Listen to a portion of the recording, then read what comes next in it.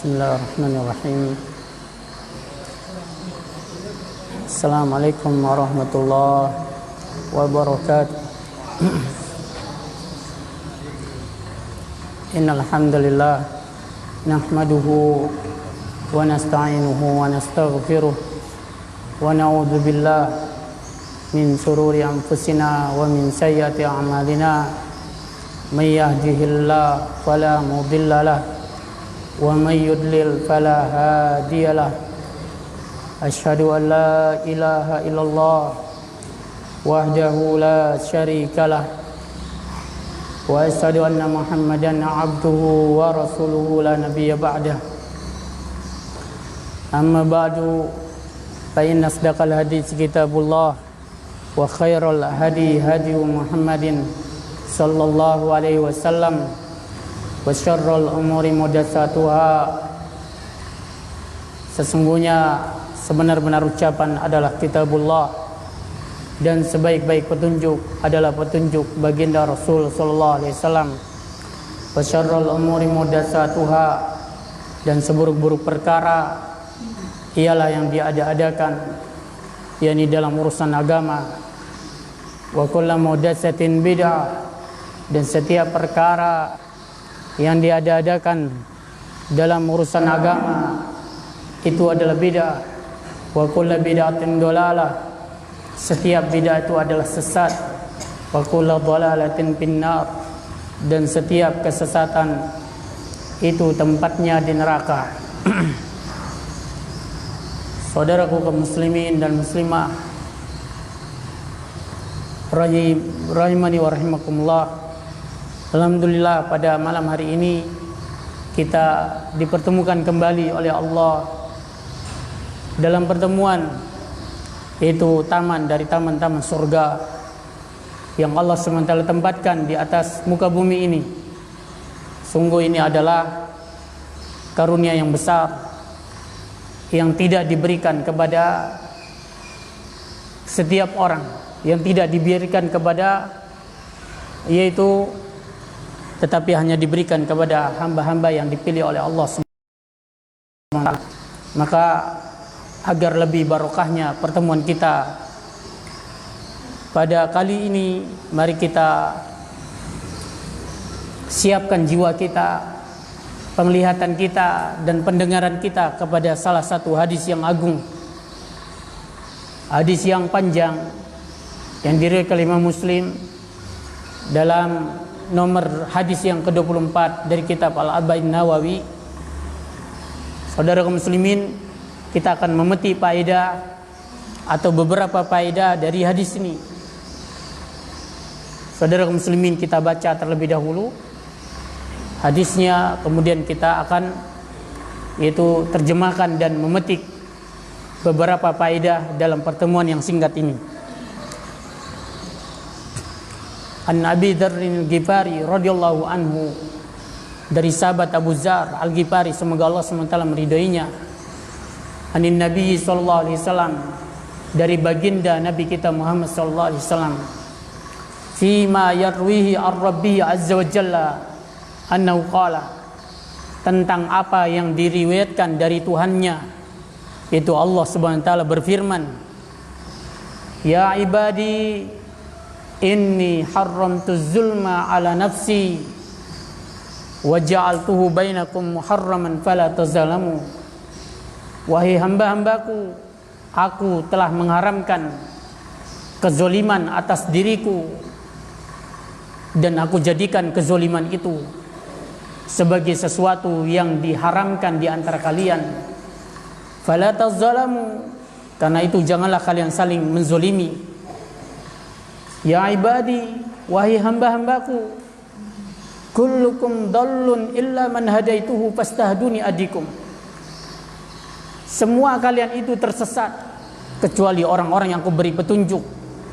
Karena itu mintalah kalian petunjuk kepadaku, pasti aku akan berikan petunjuk kepada kalian. Ya ibadi kullukum ja'iyun illa man at'amtuhu fastat'imuni ut'imkum. Wahai hamba-hambaku, kalian itu semuanya lapar kecuali orang-orang yang aku beri makan. Karena itu mintalah kalian makan kepadaku, pasti aku akan berikan makan kepada kalian. Ya ibadi, kullukum arin illa man kasautuhu fastaksuni aksukum. Wahai hamba-hambaku, kalian semua itu telanjang, tidak berpakaian, kecuali orang-orang yang aku beri pakaian. Fastaksuni aksukum, karena itu mintalah kalian pakaian kepadaku, niscaya pasti aku akan berikan pakaian kepada kalian. Ya ibadi, innakum tukhti'una bil-laili wan-nahari. Wahai hamba-hambaku, kalian itu banyak melakukan kesalahan siang dan malam. Wa ana aghfirudz dzunuba jami'an. Sementara aku adalah zat yang mengampuni seluruh dosa. Fastaghfiruni aghfir lakum. Karena itu mintalah kalian ampun padaku, pasti aku akan ampuni kalian. Ya ibadi, innakum lan tablughu durri fatadurruni walan tablughu naf'i fatanfa'uni. Wahai hamba-hambaku, kalian tidak bisa membuat mudarat hingga bisa membahayakan diriku. Kalian tidak bisa membuat manfaat hingga bisa memberikan manfaat kepadaku. Ya ibadi, law anna awwalakum wa akhirakum wa insakum wa jinnakum. Wahai hamba-hambaku, sekiranya orang yang pertama dari kalian sampai yang terakhir, bangsa jinnya dan manusianya, kanu ala atqa qalbi rajul wahidin minkum, mereka kalian semuanya itu bertakwa seperti orang yang paling bertakwa di antara kalian, ma zada zalika min mulki syai'a, yang demikian itu tidak akan bisa menambah sedikit pun kerajaanku. Ya ibadi, law anna awwalakum wa akhirakum wa insakum wa jinnakum kanu ala abjari qalbi rajul wahidin minkum. Wahai hamba-hambaku, sekiranya orang yang pertama dari kalian sampai yang terakhir, bangsa jinnya dan manusianya, mereka itu jahat seperti orang yang paling jahat di antara kalian, ma naqasa zalika min mulki syai'a, semua itu tidak akan bisa mengurangi sedikit pun kerajaanku. Ya ibadi, wahai hamba-hambaku, kata Allah, wahai hamba-hambaku, law anna awwalakum wa akhirakum wa insakum wa jinnakum, sekiranya orang yang pertama dari kalian dan yang terakhir, bangsa jin dan manusianya, qamu fi sa'idin wahidin, mereka itu semua berkumpul di satu tanah dataran, daratan, itu lapang. Fasa'aluni, semua mereka itu meminta kepadaku. Fa'ataitu kulla wahidin min mas'alatah, lalu masing-masing aku berikan sesuai dengan permintaannya. Ma naqasa zalika mimma indi, yang demikian itu tidak bisa mengurangi sedikit pun perbendaharaan yang ada di sisiku, illa kama yanqusul mikhyatu idza udkhilal bahra, kecuali seperti berkurangnya air laut bila dicelupkan jarum padanya. Ya ibadi, innama hiya amalukum usiha lakum, wahai hamba-hambaku, semua itu adalah amalan kalian, aku akan simpankan, aku akan catatkan untuk kalian. Tsumma uwaffikum iyyaha, kemudian aku akan berikan balasannya kepada kalian. Faman wajada khairan falyahmadillah, maka siapa yang mendapatkan kebaikan, pujilah Allah Subhanahu wa taala. Wa man wajada ghayra zalika, siapa yang mendapati selain dari itu, fala yalumanna illa nafsah, maka janganlah dia mencela kecuali dirinya saja. Hadis ini diriwayatkan Imam Muslim. Jadi saudara kaum muslimin, faedah yang pertama dari hadis ini adalah betapa Allah Subhanahu wa taala itu bangga terhadap hamba-hambanya. Allah Subhanahu wa taala senang memanggil hambanya. Dipanggilnya bukan sekali dua kali. Allah Subhanahu wa taala memanggil mereka berulang-ulang dengan mengatakan ya ibadi, wahai hambaku, wahai hambaku. Kenapa saudara kaum muslimin? Karena puncak kedudukan manusia yang tertinggi adalah al-ubudiyah, adalah penghambaan, ya saudara kaum muslimin, siapapun dia, bagaimanapun status sosialnya, bagaimanapun banyak hartanya, bagaimanapun besar anggota keluarganya, yang puncak kedudukan manusia yang tertinggi adalah ketika dia mewujudkan peribadatan kepada Allah Subhanahu wa taala, ketika dia ubudiyah kepada Allah Subhanahu wa taala. Sebaliknya, ketika dia tidak melakukan itu semua, saudara kaum muslimin, maka hal itu justru akan menghinakan manusia Bahkan Allah SWT mengatakan, ya, balhum adallu, kata Allah, ulaika kal an'am, mereka itu seperti binatang.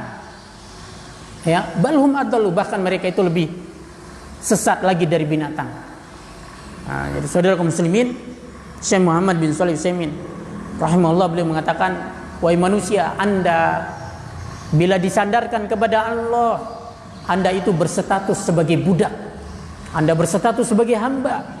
Tetapi Anda bila disandarkan kepada selain Allah, Anda itu berstatus sebagai orang yang merdeka. Orang yang merdeka bila disandarkan kepada Allah, dia berstatus sebagai budak, hamba sahaya. Tetapi bila dia disandarkan kepada selain Allah, dia adalah orang yang merdeka.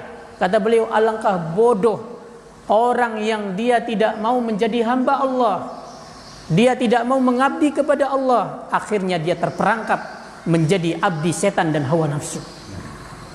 Ya, ikhwan fillah, oleh karena itu ini faedah yang pertama dari hadis ini, betapa Allah SWT bangga terhadap hambanya sehingga dia memanggilnya berulang-ulang, mengatakan ya ibadi, ya ibadi.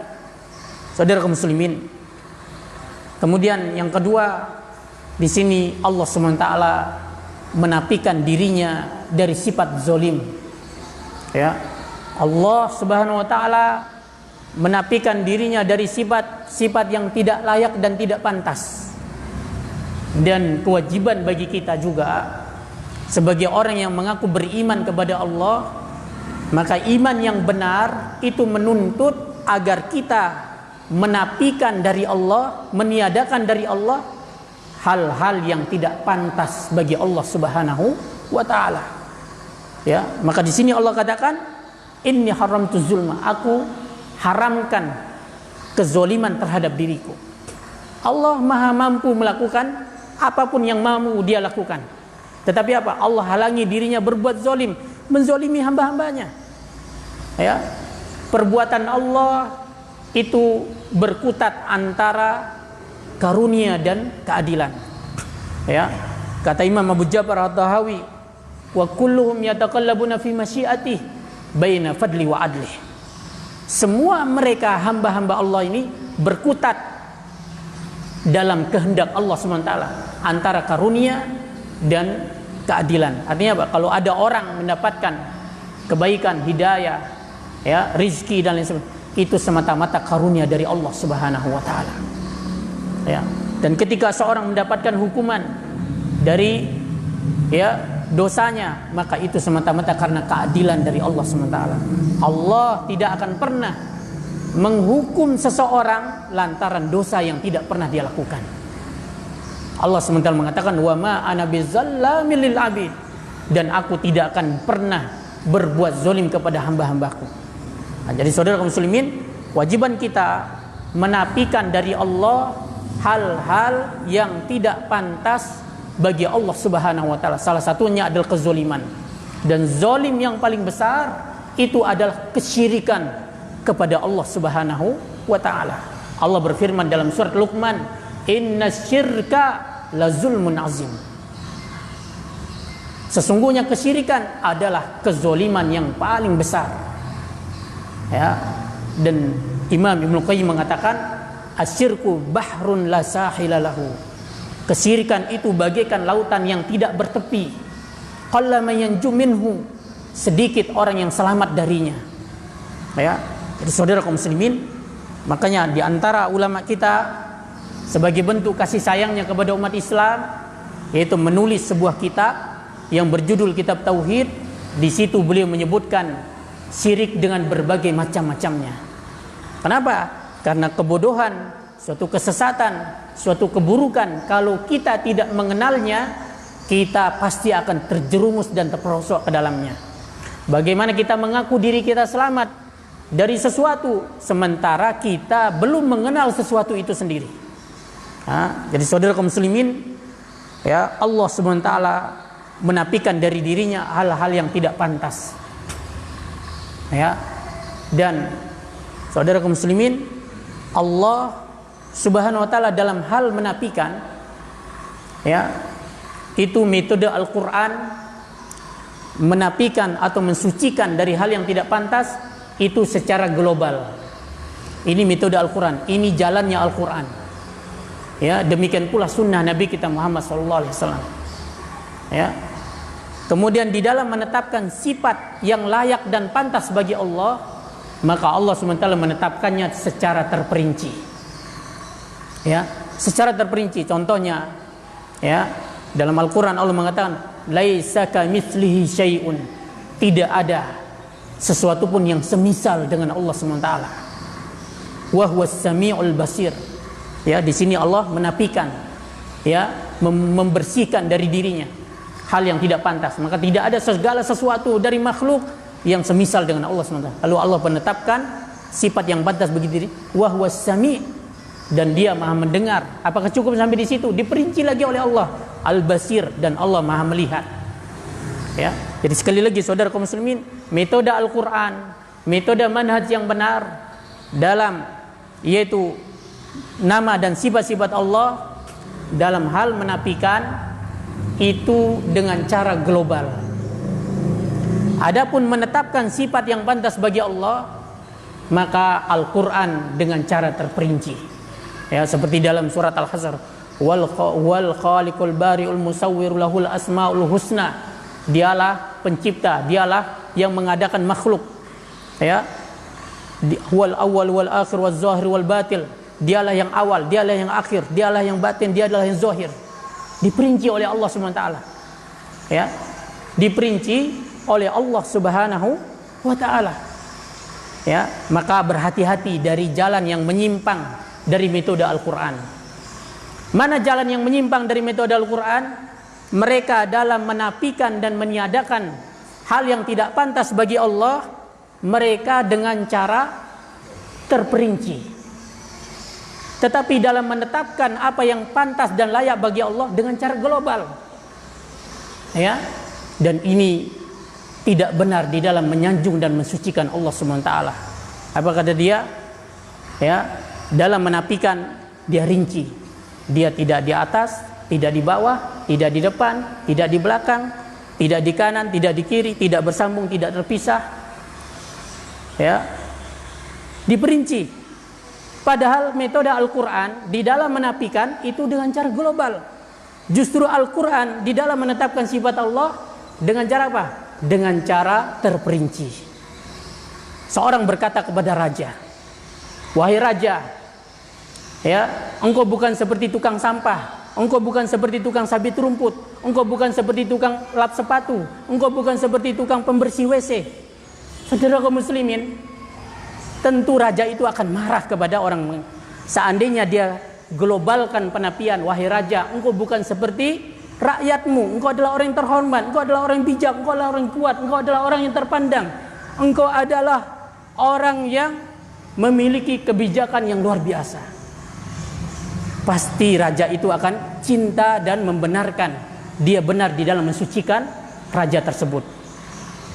Tetapi kalau dia perinci, wahai raja, engkau ini bukan pengemis, engkau ini bukan tukang sampah, engkau ini bukan tukang bekam, engkau ini bukan tukang sapu, dan seterusnya, dia akan dimarahi. Ya, maka saudara kaum muslimin, hati-hati. Ya, karena Allah SWT mengajarkan kepada kita dalam hal menafikan yang tidak pantas bagi Allah itu dengan cara global, menetapkan yang sifat Allah itu dengan cara terperinci. Saudara kaum muslimin, faedah yang kedua, faedah yang ketiga. Ya, faedah yang ketiga bahwasanya kezoliman itu ada 3 macam. Ya, kezoliman ada 3 macam. Yang pertama adalah zolim kepada Allah Subhanahu Wa Taala. Ya. Yang kedua adalah zolimnya seorang hamba kepada dirinya sendiri. Kemudian yang ketiga adalah zolimnya seseorang hamba kepada hamba yang lainnya. Ya, saudara kaum muslimin, maka siapa yang dia selamat dari 2 kezoliman, tetapi dia tidak selamat dari zolim kepada Allah, maka selamatnya itu tidak akan berbuah keselamatan dunia dan akhirat. Ya, banyak orang, masya Allah, kan saya kan sudah menjadi donatur. Ya, saya kan sudah bertata krama, saya sudah mengunjungi orang sakit, saya sudah ini dan itu, tapi dia tidak sholat, dia tidak beragama, dia tidak bertauhid, dia tidak menghindar dari kesyirikan. Ya, saudara kaum muslimin, maka orang ini adalah orang yang zalim kepada Allah Subhanahu wa taala. Ya. Saudara kaum muslimin, kemudian orang yang zalim kepada dirinya sendiri. Ya. Dia zalim kepada dirinya sendiri dengan cara menyiksa dirinya, menghalangi dirinya dari sesuatu yang bermanfaat baik bagi dari jiwa dan raganya. Dan yang terbesar dari kezaliman ini, zalim kepada diri sendiri, adalah dia halangi dirinya dari memahami agama Allah Subhanahu wa taala. Benar, ya, dia jaga kesehatan tubuhnya. Dia makan makanan yang bervitamin, dia makan makanan yang bermanfaat, yang segala sendi-sendi kesehatan itu dia tempuh, tetapi apa? Dia halangi dirinya dari kesehatan rohaninya.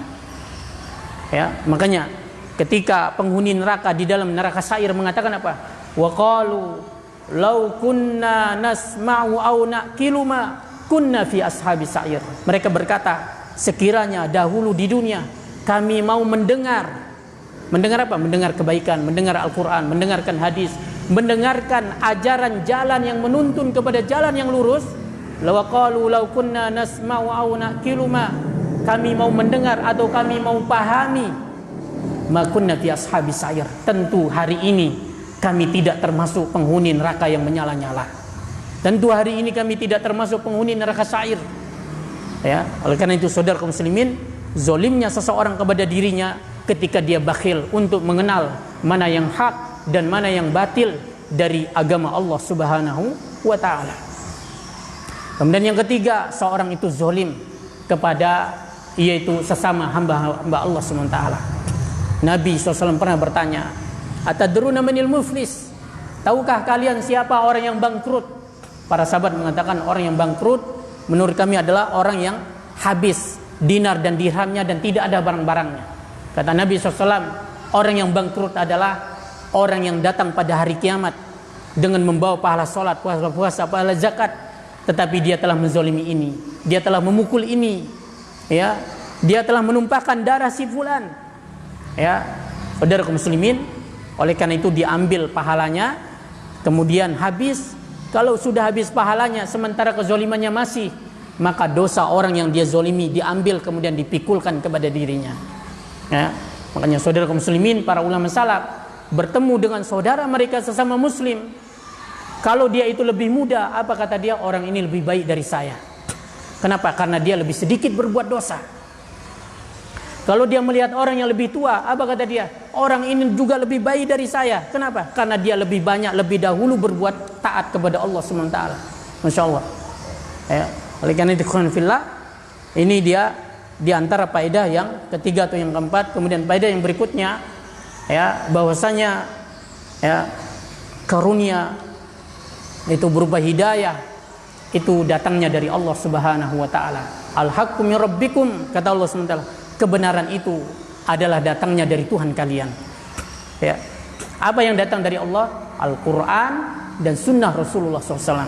Maka enggak benar kalau ada orang dibacakan Al-Quran dan hadis, lalu dia mengatakan, sudah, enggak usah dibahas. Yang benar itu hanya Allah yang tahu. Nanti kita lihat pada hari kiamat. Kenapa lihat di hari kiamat sementara Allah sudah perlihatkan kita sekarang di dunia? Ya, kalau kita tahu kebenaran di hari kiamat, kita mau balik hidup ke dunia enggak bisa. Ya, karena di dunia ini hari kita bekerja, beramal. Nanti di hari kiamat, hari kita memeti amal soleh. Maka enggak benar ada orang mengatakan dibacakan Al-Quran, dibacakan Sunnah, lalu dia mengatakan yang tahu kebenaran itu hanya Allah. Nanti kita lihat pada hari kiamat. Begitu dilihat, nyesalnya enggak ada artinya.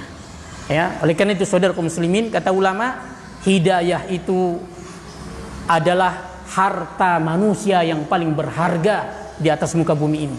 Artinya apa? Orang yang paling kaya adalah orang yang mendapatkan hidayah dari Allah Subhanahu wa taala. Bahkan dia lebih berharga daripada emas sebesar bumi ini. Ya. Lebih berharga daripada emas sebesar dunia. Ya, saudara kaum muslimin, apa kata Allah Subhanahu wa taala? Allah mengatakan dalam surat Al-Imran, dalam Al-Quran Allah mengatakan, innal ladzina kafaru wa matu wa hum kuffarun fala yuqbala min ahadin mil'ul ardi dhahaban wa la yustadabi. Sesungguhnya orang-orang yang kafir lalu mereka mati di atas kekafiran, artinya belum dapat hidayah, sekali-kali Allah tidak akan terima dari mereka tebusan walaupun emas sebesar bumi untuk mereka menebus dirinya dari siksa neraka. Maka saudara kaum muslimin, ya, dengan ini pahamlah kita mana harta kita yang paling berharga. Tetapi Anda melihat ini adalah sesuatu yang paling banyak disia-siakan oleh manusia. Kalau kita tahu hidayah ini adalah paling berharga, kenapa kita tidak jaga? Kenapa kita tidak pupuk dia? Kenapa kita tidak asah dia? Kenapa kita tidak kembangkan dia? Saudara kaum muslimin, ya, seseorang dia sibuk dengan sesuatu yang parsial, tetapi dengan sesuatu yang pokok justru dia lengah dan lalai. Ya, buktinya dalam hadis mengatakan, aku, wahai hamba-hambaku, semua kalian itu tersesat kecuali yang aku beri petunjuk. Ya, maka mintalah petunjuk kepadaku, pasti akan berikan hidayah, petunjuk kepada kalian. Semua kalian itu lapar, kecuali orang yang beri makan, maka mintalah makan kepadaku, pasti akan beri makan kepada kalian. Semua kalian itu telanjang, kecuali orang yang beri pakaian, mintalah kalian pakaian dariku, pasti akan berikan pakaian kepada kalian. Saudara kaum muslimin, urusan dunia ini sudah dijatahkan oleh Allah SWT. Tinggal kewajiban kita mengejar sesuatu yang belum pasti. Dalam hadis Nabi kita SAW bersabda, "Lau anna hadakum harba min rizqihi kama yahrubu minal maut, la adrakahu rizquhu kama adrakal maut." Sekiranya seorang dari kalian ingin berusaha lari dari rizkinya, pasti rizkinya akan tetap mengejarnya, sebagaimana kematian pasti akan mengejar seorang dari kalian. Ya, saudara kaum muslimin, dia habiskan waktunya, ya, hanya semata-mata untuk dunia. Dia sambung pagi sampai malamnya hanya sekedar mengejar dunia. Kapan dia kejar akhiratnya? Ingat saudara kaum muslimin, orang yang menjual akhiratnya untuk membeli dunia, dia akan kehilangan dunia dan akhirat sekaligus. Tetapi orang yang menjual dunianya untuk membeli akhirat, dia akan mendapatkan dunia dan akhirat sekaligus. Maka jadilah kita sebagai orang yang cerdas, sebagai orang yang pintar.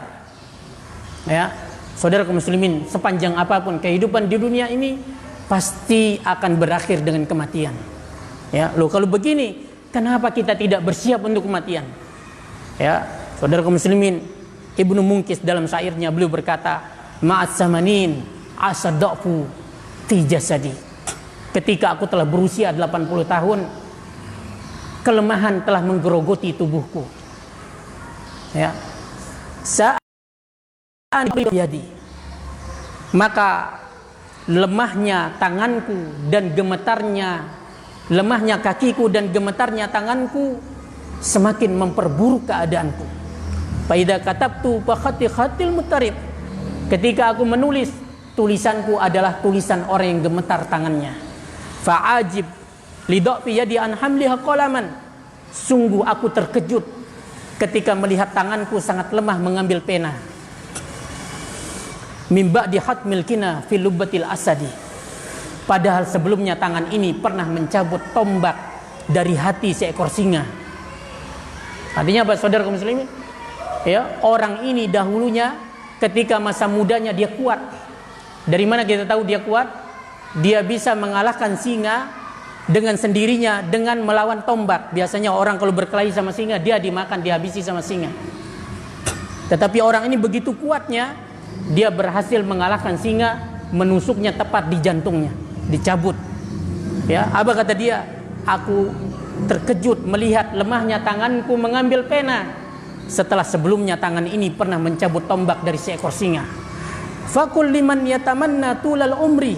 Katakan kepada orang-orang yang ingin hidup umur panjang di dunia ini, fahadi awaqibu tulal umri wal mudadi.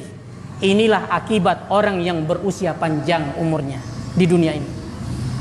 Ya, jadi saudara kaum muslimin, oleh karena itu Allah SWT mengatakan, yaitu kalian wahai hamba-hambaku melakukan kesalahan siang dan malam. Ya, sementara aku ini mengampuni dosa, seluruh dosa, maka mintalah kalian ampun kepadaku, ya, pasti aku akan ampuni bagi kalian. Ya, maka saudara kaum muslimin, Allah memanggil kita, kapan hambaku ini mau kembali bertaubat? Ya, ada yang mengatakan, oh nanti kalau saya sudah besar, Seorang yang sekolah mengatakan nanti kalau saya sudah tamat sekolah. Ya, seorang pegawai mengatakan nanti kalau saya sudah pensiun. Ya. Apa kata Allah SWT dalam surat An-Najm? Ya. Dalam Quran surat An-Najm Allah SWT mengatakan, ya. Baik, saya lupa. Ya. Jadi saudara kaum muslimin, ya, Allah SWT meminta kepada kita agar segera kembali bertobat kepada Allah Subhanahu wa taala. Allah SWT mengatakan dalam hadis ini, ya ibadi kullukum arin, wahai hamba-hambaku semua kalian itu telanjang, artinya tidak berpakaian kecuali orang yang aku beri pakaian.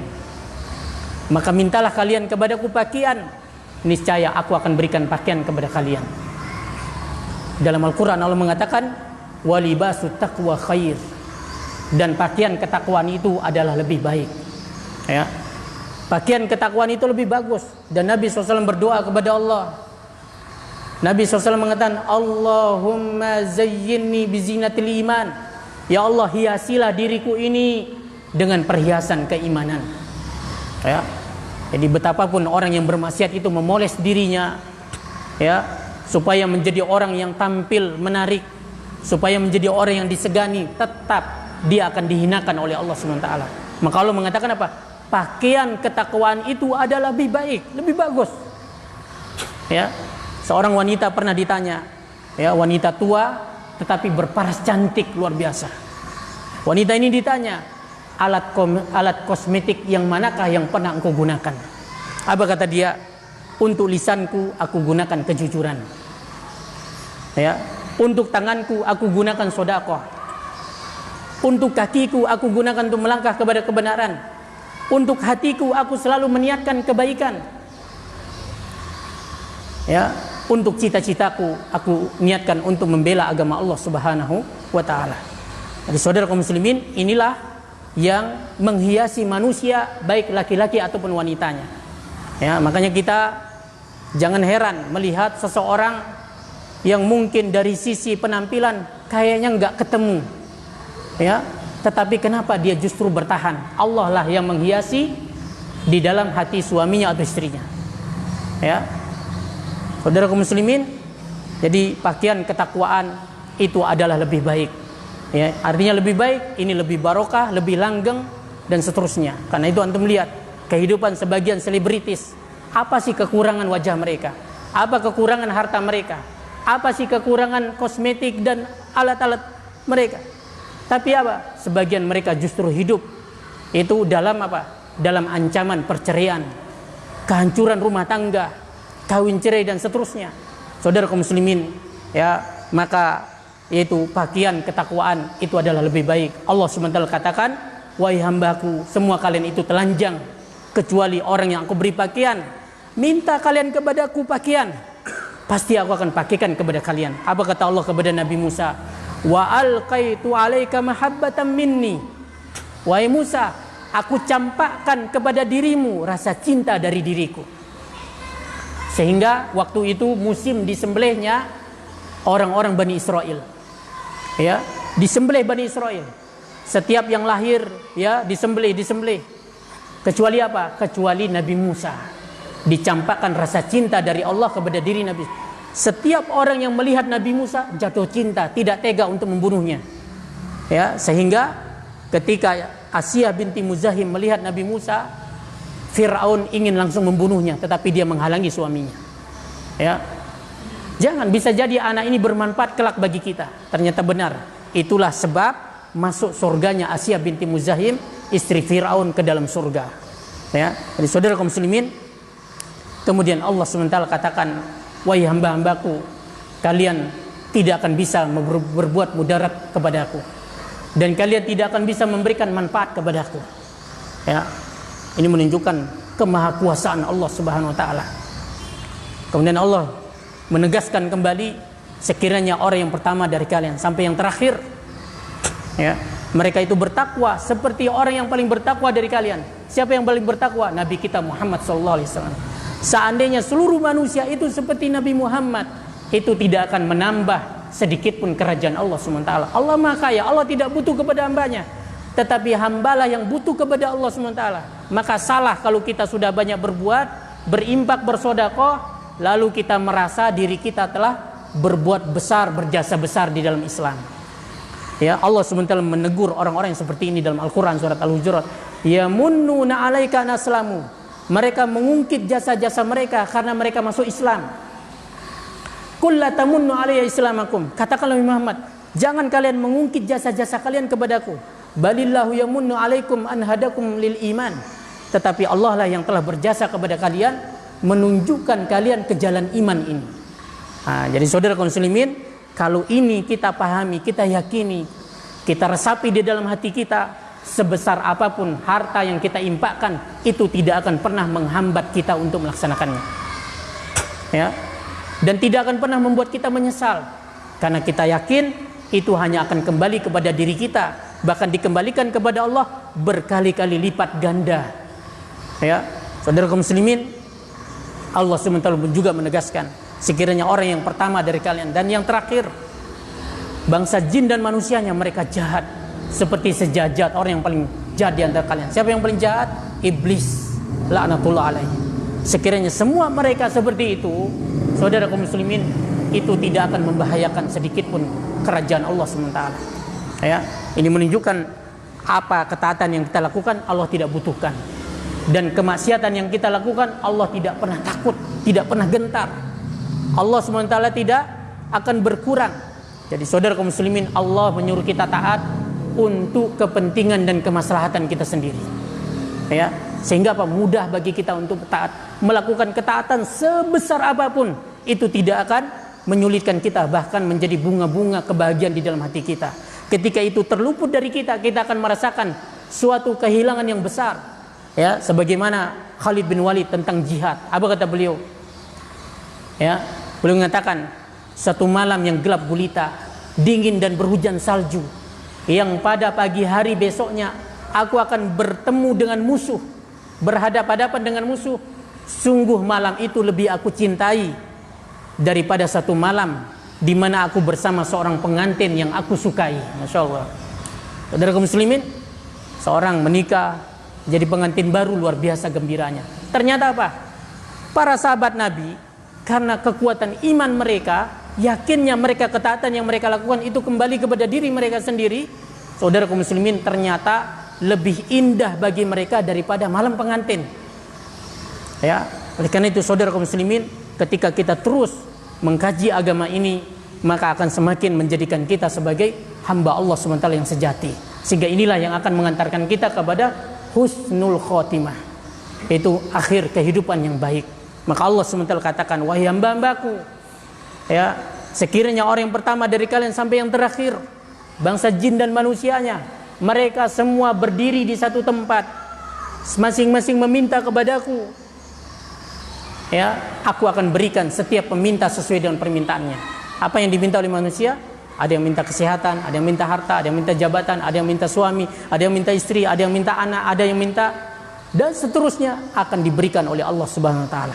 Tidak ada satupun manusia yang terlahir di muka bumi ini yang tidak diberikan jatah oleh Allah Subhanahu wa taala.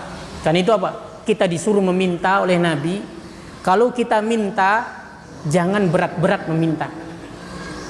Ya, apa kata Nabi kita SAW? Jika kalian minta surga Firdaus. Kenapa? Karena Firdaus itu adalah surga yang paling tinggi. Ya, artinya jangan merasa, ya sudah, biar saya dapat surga yang bawah-bawah saja sudah. Kalau saya minta yang tinggi mungkin berat bagi Allah, nanti habis kekayaan Allah. Tidak. Allah katakan apa? Allah SWT katakan, wahai hamba-hambaku, kalian minta semuanya, itu tidak mengurangi kekayaan yang ada di sisiku, kecuali seperti berkurangnya air laut bila dicelupkan jarum padanya. Masya Allah. Ya, jadi saudara kaum muslimin, kita ini akan miskin, kita ini akan terlantar ketika kita jauh dari agama kita, ketika kita tidak minta kepada Allah SWT, ketika orang itu minta kepada kuburan, kepada pohon keramat, kepada dukun, ya, ketika dia terjerumus ke dalam kesyirikan, jadilah dia menjadi orang yang paling rendah, bahkan lebih rendah daripada binatang. Saudara kaum muslimin, Allah katakan, wahai hambaku, semua itu adalah amalan kalian. Semua itu adalah amalan kalian, ya, dan aku simpankan untuk kalian, lalu aku akan berikan pahalanya kepada kalian. Maka siapa yang mendapatkan kebaikan pujilah Allah SWT. Kenapa? Karena Allah yang telah menunjukkan dia. Ya. Kalau Allah tidak berikan dia petunjuk, dia tidak akan pernah mampu. Kita tidak akan pernah mampu berimpak kecuali Allah gerakkan hati kita. Kita tidak akan pernah mampu duduk di sini mengkaji hadis Nabi kecuali Allah yang mudahkan kita. Ya, seorang penyair mengatakan, ya, seorang penyair mengatakan, "Lau kana aunullahi mus'ifan lil fata ta'anna lahu kullu muradihi min kulli syai." Sekiranya pertolongan Allah bermanfaat bagi seorang pemuda, maka semua kemudahan maka setiap apa yang diinginkannya akan datang kepadanya dari segala arah. Ya. Tetapi bila kemudahan, bila pertolongan Allah tidak mendukung seorang pemuda, fa awwalu ma yaqdi alaihi ijtihaduhu, maka yang pertama kali yang akan membinasakan dirinya adalah kesungguh-sungguhannya. Ya, jadi saudara kaum muslimin, harta yang kita kumpulkan, jabatan yang kita peroleh, istri yang kita miliki, anak yang kita dikaruniai, itu semua tidak akan ada eksistensi dan wujudnya kecuali Allah lah yang memberikan kepada kita. Maka tidak ada yang kita banggakan kecuali membanggakan Allah Subhanahu wa taala, sehingga mudah bagi kita untuk bersyukur. Makanya Allah katakan apa? Siapa yang mendapati kebaikan, pujilah Allah Subhanahu wa taala. Ya, makanya ada seorang yang disebutkan oleh Imam Ibnu Qudamah dalam kitabnya Minhajul Qasidin, dia beribadah selama 500 tahun di sebuah pulau. Lalu dikatakan kepada orang tersebut, "Masuklah engkau ke dalam surgaku karena rahmatku." Orang itu mengatakan, "Tidak, aku akan masuk ke dalam surgamu karena ibadahku yang 500 tahun." Baiklah, ditimbang ibadahnya 500 tahun dengan satu saja nikmat Allah. Ternyata satu nikmat Allah jauh lebih berat daripada ibadahnya 500 tahun. Baru hamba itu mengatakan, "Ya Allah, sekarang aku akan masuk ke dalam surgamu karena rahmatmu." Masya Allah. Saudara kaum muslimin, ini Allah berikan kepada kita rahmat. Maka sebagai wujud syukur kita tambahkan, kita jaga, kita pelihara. Ya, jangan jauh-jauh dari majelis ilmu, majelis hadis, majelis sunnah, tauhid. Saudara kaum muslimin, kata Allah SWT, "Wa man wajada ghaira zalika fala yaluman illa nafs." Siapa yang mendapati selain itu, jangan dia celah kecuali dirinya sendiri. Ya, Allah berikan fasilitas, kemudahan, berikan umur yang panjang, kirimkan para dai, para ustadz, kirimkan para nabi, para rasul, turunkan kitab-kitab, ternyata masih juga tersesat, itu karena kesalahan dirinya sendiri. Ya, hadis ini diriwayatkan Imam Muslim, maka mudah-mudahan ini bermanfaat. Wallahu taala alam. Mudah-mudahan Allah ampuni dosa kita, luruskan perjalanan kita, dan kumpulkan kita kelak di dalam surganya bersama istri dan anak kita, saudara dan saudari kita, dan anak keturunan mereka, kedua orang tua kita. Amin amin ya rabbal alamin. Wassallallahu ala nabiyina Muhammad wa akhiru da'wana alhamdulillahi rabbil alamin. Wassalamualaikum warahmatullahi wabarakatuh.